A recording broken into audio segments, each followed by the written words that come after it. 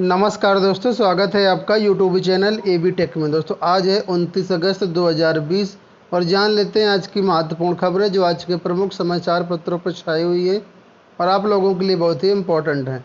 चलिए सबसे पहले बात कर लेते हैं हम फाइनल ईयर एग्ज़ाम को लेकर के, जो सुप्रीम कोर्ट का आदेश अभी कल आया हुआ है। तो सुप्रीम कोर्ट का ये आदेश आया हुआ है कि बिना परीक्षा प्रोन्नत नहीं होंगे छात्र। फाइनल ईयर परीक्षाओं को लेकर के अपडेट है। यूजीसी के फैसले को सुप्रीम कोर्ट ने सही माना है और कहा है अब प्रत्येक राज्य को, प्रत्येक विश्वविद्यालय को अंतिम वर्ष की परीक्षाएं करानी होगी। बिना अंतिम वर्ष की परीक्षाओं के छात्रों को प्रमोट नहीं किया जा सकता है। अगर किसी राज्य को इसमें कोई दिक्कत आ रही है तो यूजीसी से डेट बढ़ाने के लिए अपना सिफारिश कर सकता है, मांग कर सकता है। फिलहाल अंतिम वर्ष की परीक्षाओं की जो डेट है वो 30 सितंबर 2020 रखी गई। 30 सितंबर तक सभी राज्यों को अपने यहाँ परीक्षाएं करवानी होंगी। वहीं पर इलाहाबाद विश्वविद्यालय ने परीक्षाओं को लेकर के कहा है कि परीक्षाएं सितंबर के दूसरे सप्ताह में होंगी। 2 घंटे की परीक्षा होगी जिसमें परीक्षार्थियों को सिर्फ 4 सवालों के जवाब देने होंगे। लिखा है कि सुप्रीम कोर्ट के फैसले के बाद अंतिम वर्ष की परीक्षा कराने की तैयारी में इलाहाबाद विश्वविद्यालय जुट गया है। उम्मीद जताई जा रही है कि सितंबर के दूसरे सप्ताह में परीक्षाएं आयोजित कराई जाएं। जल्द ही विश्वविद्यालय प्रशासन परीक्षा का विस्तृत कार्यक्रम जारी कर देगा। तकरीबन 20,000 छात्र छात्राओं को सुप्रीम कोर्ट के निर्देश के बाद अब जो गाइडलाइंस है इनका इंतज़ार है और इसमें परीक्षा की डेट है, जो शेड्यूल है वो जल्दी ही जारी कर दिया जाएगा। जेई और नीट परीक्षाओं को लेकर के अपडेट है। आप लोग जानते हैं इस पर काफ़ी विरोध चला। हालांकि सुप्रीम कोर्ट ने तो कह दिया है परीक्षाएं करवाई जाएं, इसमें विलंब ना किया जाए। वहीं पर दोस्तों गैर कांग्रेस भाजपाई जो राज्य हैं उसमें से 6 राज्य हैं जो सुप्रीम कोर्ट गए हैं और कहा है कि जो आदेश अभी आया था परीक्षा करवाने का उसको एक बार फिर से उस पर पुनर्विचार किया जाए। तो यहाँ पर नीचे लिखा हुआ है कि सुप्रीम कोर्ट में महाराष्ट्र, पंजाब, राजस्थान, झारखंड, छत्तीसगढ़ व पश्चिम बंगाल के मंत्रियों द्वारा याचिका में कहा गया है कि कोरोना के 33 लाख से ज़्यादा मामले और 60,000 मौतों के बावजूद परीक्षा की अनुमति देना सही नहीं है। सरकार छात्रों की सुरक्षा व स्वास्थ्य की चिंताओं का समाधान करने में विफल रही है। परीक्षा के लिए लाखों छात्रों का पंजीकरण कराना इस बात का संकेत नहीं है कि उन्होंने सहमति दे दी है और इसमें शामिल होने की इच्छा जताई है। ये आदेश तर्कहीन है। इनका कहना है कोरोना बहुत ज़्यादा व्यापक रूप से फैला है, ऐसे में परीक्षाएं नहीं करानी चाहिए और जो 17 अगस्त 2020 को सुप्रीम कोर्ट ने आदेश दिया था उस पर पुनर्विचार करने की मांग की है। वहीं पर दोस्तों कई अन्य राज्य हैं, जैसे यहाँ पर देखें यूपी, कर्नाटक, गुजरात, असम, मणिपुर, बिहार, मध्य प्रदेश जैसे 12 राज्य हैं जो परीक्षा कराने के मूड में है। परीक्षा इनका कहना कराई जाए। वहीं पर उत्तर प्रदेश के जो मुख्यमंत्री हैं योगी आदित्यनाथ जी, इन्होंने कहा है जब उत्तर प्रदेश में 5 लाख छात्रों ने बीएड प्रवेश परीक्षा हुई और किसी को कोरोना नहीं हुआ तो फिर इसमें भी कोई दिक्कत नहीं होगी, परीक्षाएं कराई जानी चाहिए, इसमें कोई भी समस्या नहीं है। ठीक है, इस तरीके से इन्होंने बातें कही हैं। बात कर लेते हैं आईआईटी की। तो आईआईटी ने छात्रों को भरोसा दिलाया है कि 99% छात्रों को पहली पसंद के परीक्षा केंद्र मिलेंगे। आईआईटी ने छात्रों को कहा है कि जेई एडवांस में 99% छात्रों को उनकी पहली पसंद के परीक्षा केंद्र मिलेंगे। इसकी पूरी तैयारियां ये लोग कर रहे हैं अपनी, और किसी को चिंता करने की बात नहीं। अपने अपने हिसाब से परीक्षा केंद्र मतलब चॉइस करेंगे और उसके हिसाब से उनको कॉलेज परीक्षा सेंटर का आवंटन किया जाएगा। बात कर लेते हैं भारतीय सेना में कैरियर बनाने वाले युवाओं के लिए एक भर्ती आई हुई है। इस भर्ती का नाम है, आप लोग जानते होंगे, सीडीएस और सीएपीएफ। ठीक है, तो इसकी भर्तियां चल रही हैं। आप लोग इसमें फॉर्म जो इंटरेस्टेड है फॉर्म भर सकते हैं।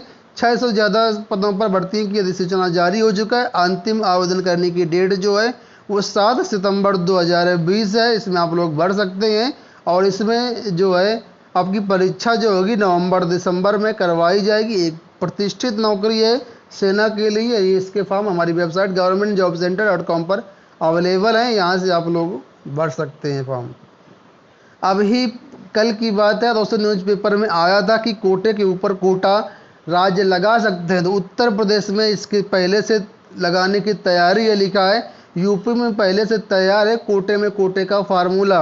यहाँ पर लिखा है कि कुछ दिन पहले ये सिफारिशें हुई थी कि किस तरीके से कोटे के ऊपर कोटा लगाया जाए। तो यहाँ पर ये लिखा हुआ है कि एससी और एसटी का जो 21% का कोटा है, इसको 2 श्रेणियों में बांटने की सिफारिश दी गई है। पहली श्रेणी में 10% और दूसरी श्रेणी में 11%। अब इस 10 और 11 में कौन कौन सी जातियां आएंगी, तो इसमें देख लिए अनुसूची ए में ये 3 जातियां हैं और अनुसूची बी में इन जातियों समेत 65 जातियां हैं। तो इसमें पहले अनुसूची 1 वाले को 10% और अनुसूची बी वाले को 11% आरक्षण दिए जाने की मतलब एक तरीके से कहते हैं सिफारिश की गई, अभी लागू नहीं हुआ है। और इनका कहना है, जो ओबीसी के मंत्री हैं राजभर जी, ठीक है, तो यहाँ पर इनका कहना है कि सुप्रीम कोर्ट की आदेश की जो कॉपी है उसका अध्ययन किया जाएगा और उसके बाद मुख्यमंत्री से वार्ता कर इस पर विचार किया जाएगा। वहीं पर ओबीसी की जो जातियाँ उनको भी दोस्तों यहाँ पर बांटने की बात कही गई है। ओबीसी में देख लीजिए यहाँ पर कि किस तरीके से बांटा जाएगा। तो ओबीसी में लिखा है जो 27% आरक्षण मिलता है उसको 3 कैटेगरी में बांटा जाएगा, 7%, 11% और 9%। ठीक है, अब कौन कौन से किसमें जातियाँ कौन कौन सी आएंगी, तो लिखा है पहली श्रेणी जिसमें 7% आरक्षण मिलेगा उसमें ये 3 कास्ट होगी। दूसरी जो कैटेगरी बनाई है इन्होंने ये इसमें 11% आरक्षण दिया जाएगा और तीसरी जो कैटेगरी है इसमें इनको 9% आरक्षण मिला जाएगा। तो इस तरीके से पहले से प्लानिंग है यूपी में। फिलहाल इस पर अभी सुप्रीम कोर्ट के आदेश जो आया उसका अध्ययन करने के बाद आगे की कार्रवाई शुरू करेंगे। दोस्तों यहाँ पर बात हो रही है चयन बोर्ड की और बात हो रही है प्रवक्ता की, यानी पीजीटी भर्ती 2016 की। एक ऐसे अभ्यर्थी हैं जिनको नेट में 10 अंक का भारांक दिया गया है और इनको कॉलेज में ज्वाइनिंग भी मिल चुकी है। जब एक अभ्यर्थी ने यहाँ पर कंप्लेन किया कि इनका पीएचडी नहीं है, फिर किस हिसाब से 10 अंक का वेटेज दिया गया, क्योंकि नेट का कोई भी वेटेज यहाँ पर चयन बोर्ड में नहीं मिलता है। ऐसे बहुत लोगों का ये भी कहना है कि आखिरकार चयन बोर्ड ने अपनी नियमावली बदल दी है। अभी तक चयन बोर्ड में पीएचडी देने में भारांक देने का नियम था, लेकिन अब नेट में भारांक दिया जा रहा है, ऐसा क्यों हो रहा है? तो यहाँ पर यहाँ के जो डीआईएस हैं उन्होंने एक लेटर जारी करके ये बात बताई है कि इस तरीके से यहाँ पर गलती हुई है। अगली अपडेट की बात कर लेते हैं। यहाँ पर बीएड प्रवेश और परीक्षा के लिए नई गाइडलाइन जारी कर दी गई है। आप लोग जानते हैं बीएड की परीक्षा 9 अगस्त को हो चुकी है और 5 सितंबर को इसका रिजल्ट भी जारी होना है। अब रिजल्ट जारी होने के बाद किस तरीके से काउंसलिंग करवाई जाए, किस तरीके से एडमिशन्स होंगे, कब परीक्षाएं करवाई जाएंगे, इसको लेकर के यहाँ पर एनसीटी ने गाइडलाइंस जारी कर दी है। यहाँ पर कहा है कि पढ़ाई के 200 दिन पूरे होने के बाद वार्षिक परीक्षाएं विश्वविद्यालय करा सकते हैं। और ये गाइडलाइंस है एडमिशन्स के लिए कि एक काउंटर होगा, प्रत्येक काउंटर के सामने 2 गज की सफ़ेद दूरी पर गोले बनाए जाएंगे। इस तरीके से जो कोरोना की गाइडलाइंस उसका पालन करते हुए बीएड में एडमिशन्स प्रक्रिया शुरू कराई जाएगी। बात कर लेते हैं 69,000 शिक्षक भर्ती मामले की। तो लिखा आवेदन के समय योग्यता न रखने वाले को नियुक्ति का अधिकार नहीं। यहाँ पर मामला है एक अभ्यर्थी का जो कोर्ट गए थे। इनका कहना है कि जब इन्होंने फॉर्म डाला था उस समय इनका सेकेंड सेमेस्टर या सेकेंड ईयर चल रहा था, लेकिन इन्होंने सेकेंड ईयर में फेल हो गए। सेमेस्टर है, ठीक है, तो 30 सेमेस्टर में ये फेल होगा। फेल होने के बाद इनका एलिजिबल नहीं था मतलब फॉर्म भरने के समय, लेकिन अब जब नियुक्तियां होने वाली हैं इस समय ये एलिजिबल हैं और इनकी योग्यता पूरी हो गई है। तो ऐसे में इनका कहना था इनको ज्वाइनिंग दी जाए, इनको भर्ती प्रक्रिया में शामिल किया जाए। तो सुप्रीम कोर्ट ने साफ कह दिया कि आवेदन के समय आपके पास योग्यता नहीं थी, इस वजह से आपको नियुक्ति पाने का कोई भी अधिकार नहीं है। वहीं पर बात कर लेते हैं 69,000 शिक्षक भर्ती में जो आवेदन में त्रुटियां कर रहे थे अभ्यर्थी।